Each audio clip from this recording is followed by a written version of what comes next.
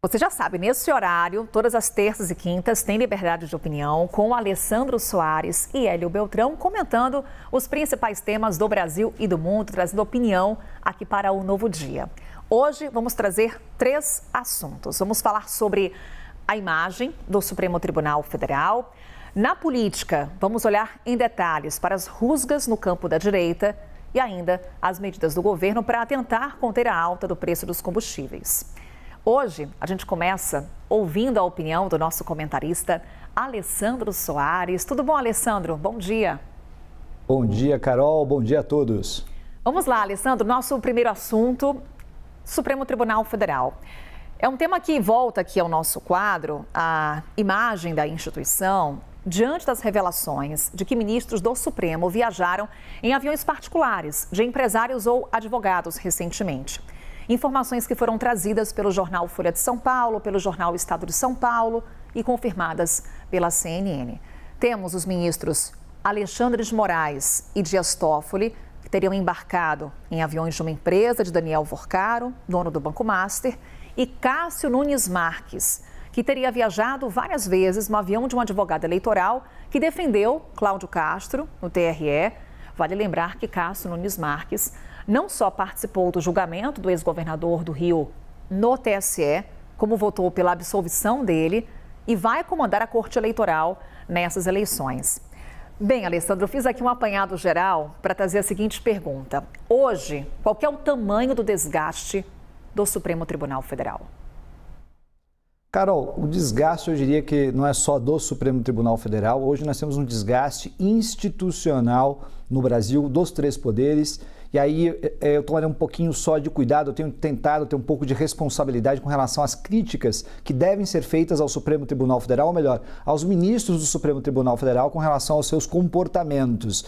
Veja, essa semana eu fui numa consulta de rotina no médico e eu entrei e o médico me perguntou qual era a minha profissão. E eu falei, eu sou professor de Direito Constitucional.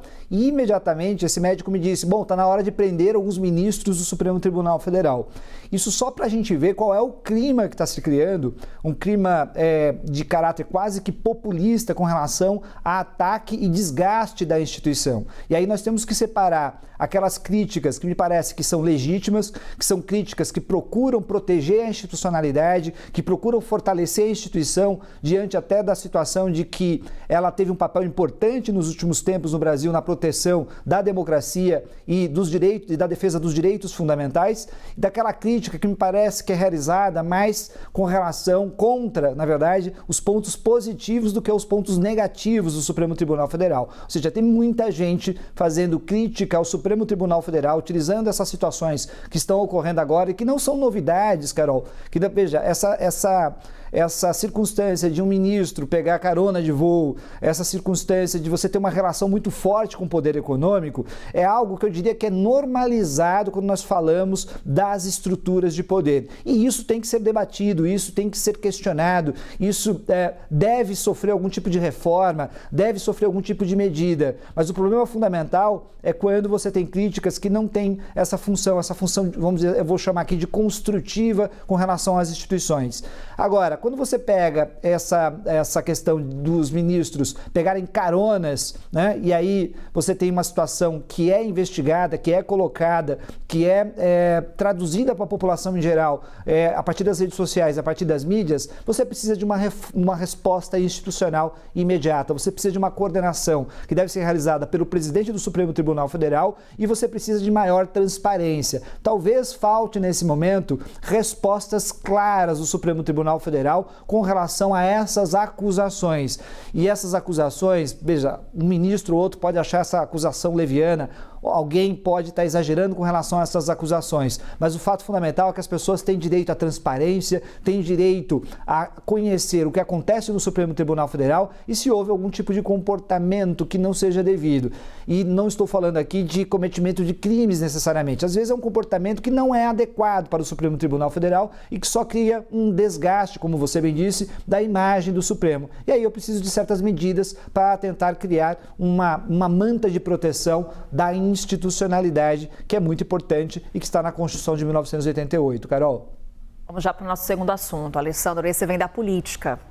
o ex-deputado Eduardo Bolsonaro e o deputado Nicolas Ferreira protagonizaram mais uma discussão nas redes sociais.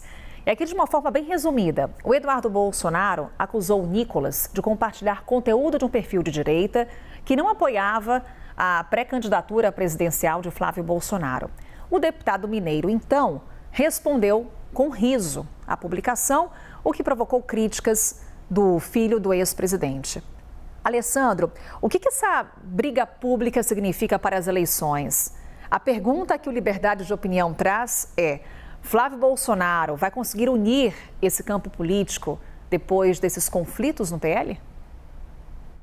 Carol, o Flávio Bolsonaro, é importante nós falarmos, é uma candidatura que foi imposta pelo pai, não simplesmente para defender o campo da extrema-direita, mas principalmente para ter uma proteção familiar, ou seja, alguém que em tese confia mais e que em tese pode levar o nome e a sua liderança à frente, mesmo ele estando preso. E essa candidatura foi colocada a contragosto no campo da extrema-direita e também da direita. Quando o Flávio Bolsonaro entra na corrida presidencial, no primeiro momento, ou pelo menos nessa pré-candidatura que começa a se desenhar, nesse primeiro momento você tem muitas críticas e até mesmo algumas piadas, algumas pessoas dizendo que não é sério, etc. Isso vai ganhando corpo nas pesquisas. Isso não necessariamente faz com que a própria extrema-direita siga em direção a Flávio Bolsonaro, porque Flávio Bolsonaro não é, de maneira nata, natural, o líder ou a liderança com relação ao bloco da extrema-direita. O seu pai é, com certeza, mas Flávio Bolsonaro não é. Então ele tem que provar essa liderança.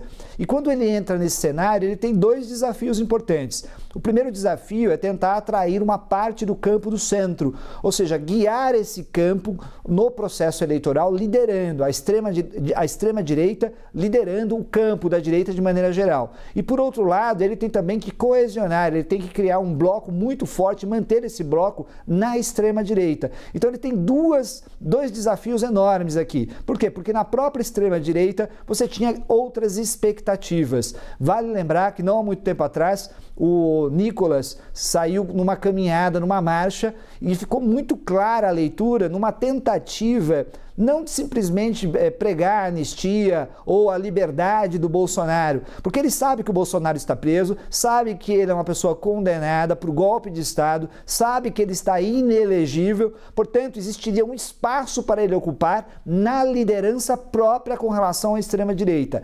Melhor dizendo, Carol, a estratégia do Nicolas, me parece, nesse exato momento, é uma estratégia de tentar liderar o bloco da extrema-direita, tomar o bloco do bolsonarismo. Se as ideias do bolsonarismo já estão enrijecidas e consolidadas em parte da sociedade brasileira, o que ela precisa é encontrar, vamos dizer assim, um outro líder. E aí nós temos, na verdade, uma troca de autocracias. Você não tem um movimento e um partido necessariamente coordenando com certas ideias esse bloco, do ponto de vista ideológico, mas você tem pessoas disputando esse bloco. Então, daqui para frente, me parece que esse vai ser o cenário e a briga está exatamente nesse ponto. Trata-se de uma disputa política para ver quem vai ser, vamos dizer assim, a autocracia ou autocrata que vai liderar o bloco de extrema-direita e que vai coordenar também o bloco maior da direita nas eleições e no próximo período político. Carol. Alessandro, nosso terceiro e último tema: medidas anunciadas pelo governo para tentar conter a alta no preço dos combustíveis. É um pacote que inclui novas subvenções ao diesel e ao gás de cozinha, isenção de tributos sobre biodiesel e querosene de aviação, também há ações de apoio às companhias aéreas e de endurecimento das punições para aumentos abusivos de preços. Medidas que têm duração inicial de 2 meses e devem totalizar, somadas com ações anteriores, um custo de 31 bilhões de reais aos cofres públicos. Alessandro, economistas ouvidos pela CNN alertam para a questão fiscal no Brasil no ano eleitoral. O governo diz que o aumento da arrecadação vai compensar o impacto. Afinal, Alessandro, as medidas são um acerto ou um aceno eleitoral? Carol, os economistas que dizem isso, normalmente eles comem bem todos os dias, né? Então, assim, você tem que olhar para a população de maneira geral, o país que você vive. E aí nós temos que olhar não só o país que a gente vive hoje, que é o Brasil, é a América Latina, nós temos necessidades próprias, mas também as medidas que foram tomadas em outros países. Por favor, me digam qual foi o país que não tomou nenhuma medida do ponto de vista econômico com relação a esse aumento e que, veja, não tem nenhuma origem interna, é uma origem exterior com relação à guerra que ocorre hoje no Irã.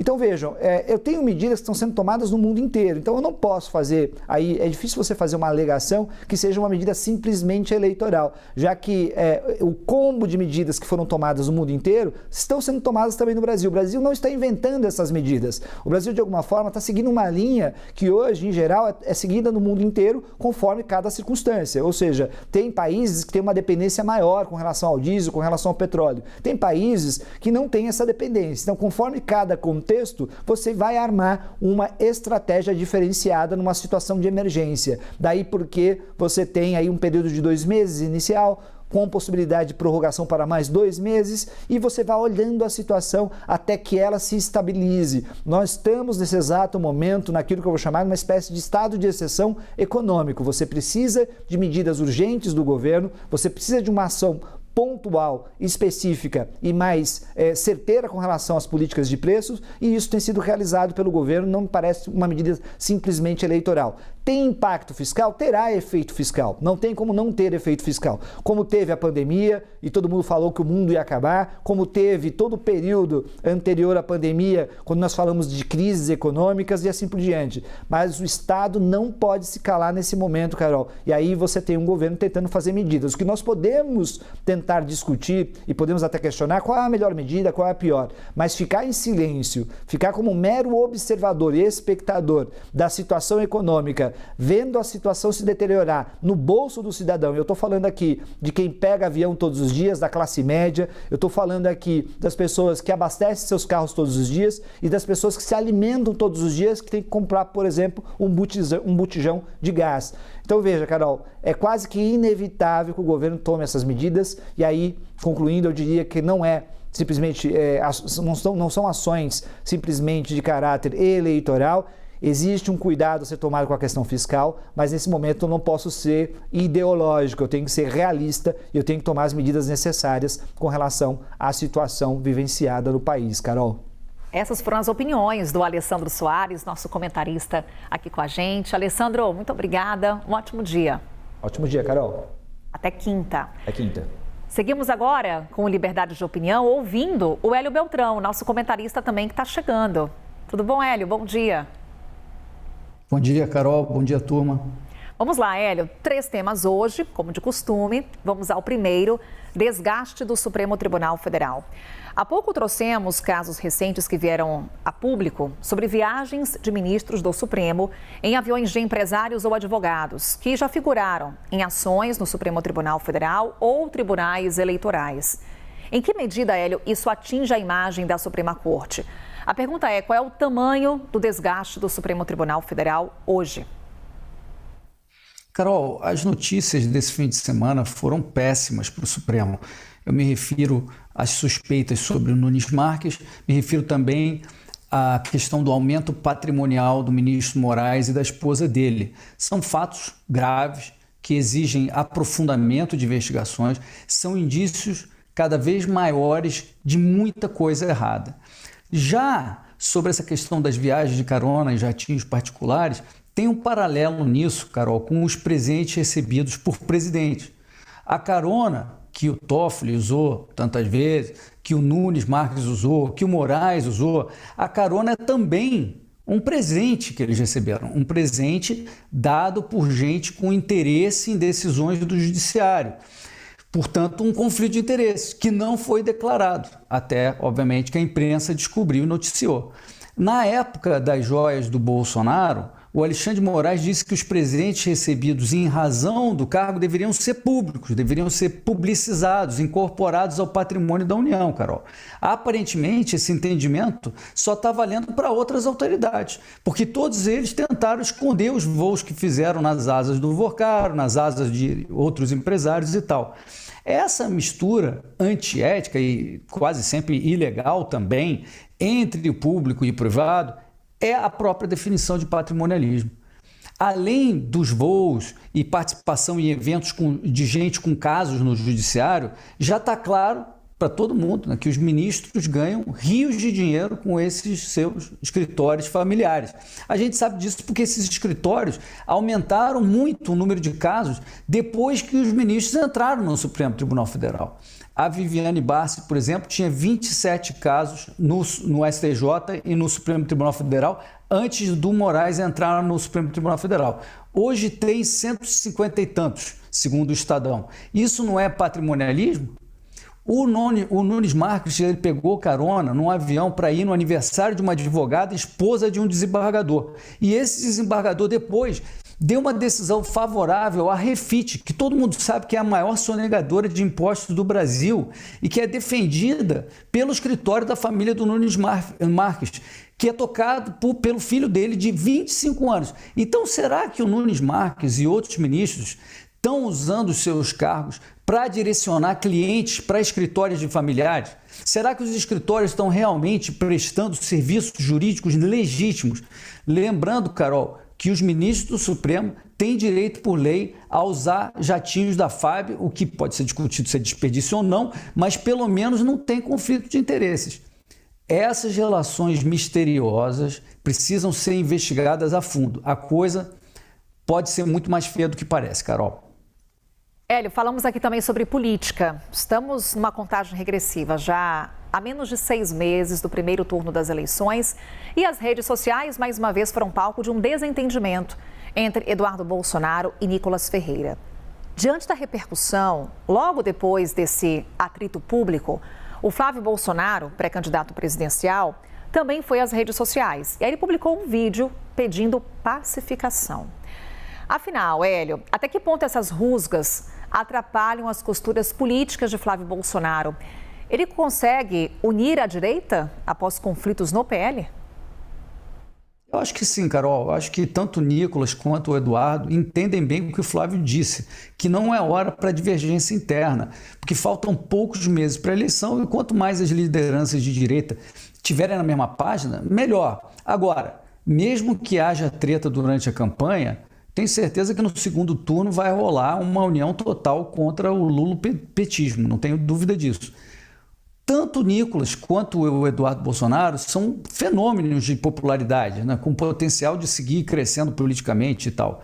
O Eduardo, ele escolheu ir para os Estados Unidos, montar a trincheira dele lá, né, com uma estratégia mais de ruptura, enquanto o Nicolas ficou firme aqui, fazendo política como parlamentar. Então, a reação do establishment ao comportamento de cada um foi diferente.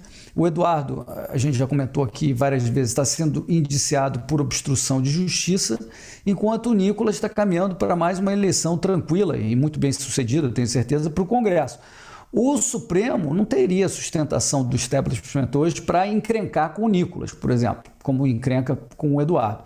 Mas tanto um quanto o outro estão, obviamente, trabalhando para vencer a esquerda. E aí que entra a importância do conselho do irmão mais velho. Foi um sabão delicado que o Flávio passou, por sinal, sabão nos dois, e que serve de recado para todo influenciador da direita que tem preferido dividir em vez de focar no debate necessário, que é aposentar o Lula de vez, que é eleger um Senado disposto a resgatar a normalidade do Supremo Tribunal Federal por meio de processo de impeachment de ministros.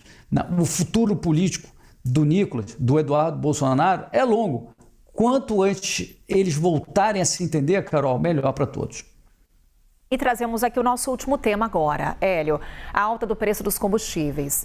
Diante dessa escalada mundial da cotação do petróleo, por aqui o governo anunciou uma série de medidas que beneficiam diesel, gás de cozinha. Enquanto a gente fala do diesel, o principal combustível usado no transporte de cargas no Brasil, além de ações voltadas para o setor de aviação.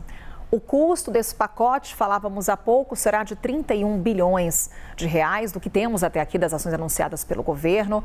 O governo diz que o aumento da arrecadação vai compensar o impacto fiscal. E a pergunta que a gente faz é, dá para fechar essa conta, Hélio? O governo acerta com essas medidas ou em ano eleitoral esse pacote faz parte de um aceno ao eleitorado? Carol, é puro populismo eleitoral, um grande tiro no pé, inclusive, eu acho. Eu expliquei aqui que não adianta tentar congelar ou tabelar preço de combustível, porque o Brasil importa 30% do diesel que a gente consome. Como o preço é determinado pelo mercado internacional, todo esse diesel que a gente importa chega nesse preço internacional. E se os importadores forem obrigados a praticar um preço tabelado, inferior ao que eles têm pagado, certamente eles vão parar de importar, porque ninguém vai trabalhar no prejuízo. E no limite, então, vai faltar diesel. É uma coisa meio óbvia. Vários importadores já cancelaram compra. Veja, Carol, a Petrobras vende o diesel hoje a R$ 2,80 o litro, mais barato que o importado. Então, além do importador cancelar a sua compra, a Petrobras está amargando um prejuízo absurdo. Não é só o custo fiscal que você mencionou, também tem o custo que a Petrobras, o prejuízo que a Petrobras está tendo com isso, que é de cerca de 10 bilhões de reais por mês. Lembrando que os acionistas da Petrobras são a classe média e o governo. E como é ano eleitoral, os governadores acabaram topando entrar nessa também. Também querem fazer essa bondade, só que não como argumento de campanha. Então o governo federal e os estados vão subsidiar esses R$ 1,20 por litro do diesel importado por 2 meses. Só que esse subsídio não cobre toda a diferença entre o preço internacional e o preço da Petrobras. Tudo isso, todo esse custo que você mencionou, os 30 bi, é mais querosene para a grande bomba fiscal que o governo vem armando para o próximo governo. Porque, além do prejuízo na Petrobras, essa brincadeira do subsídio está custando em torno de 10 bi por mês para o governo federal, mais uns 7 bi por mês para os estados, dá esses 31 bi que não vão ser compensados não por aumento de arrecadação, porque o próprio governo está diminuindo impostos, os impostos dos combustíveis. O governo está comprando voto com endividamento insustentável. É gás para o povo, é subsídio de diesel, gasolina, querosene, é tarifa social de energia, é o pacote populista completo. A dívida pública do governo hoje está em 79% do PIB. A estimativa é que em 2027 já esteja em 85% do PIB. Isso vai estourar, como a gente sabe, como sempre, com mais força nos mais pobres, que é quem paga o pato normalmente. Na melhor das hipóteses, Carol, essa tentativa de segurar o preço do diesel vai ser inócua na bomba e na pior, como eu já falei, a gente pode também ter desabastecimento e antecipação da crise fiscal. O lado bom é que, como são tantas as besteiras desse governo, arrisca nem assim ganhar alguma coisa eleitoralmente. Hélio Beltrão, nosso comentarista aqui no nosso Liberdade de Opinião. Hélio, obrigada, um ótimo dia. Bom dia, Carol, obrigado.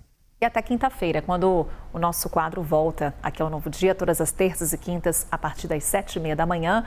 Lembrando, a opinião dos nossos comentaristas não reflete necessariamente a posição da CNN Brasil.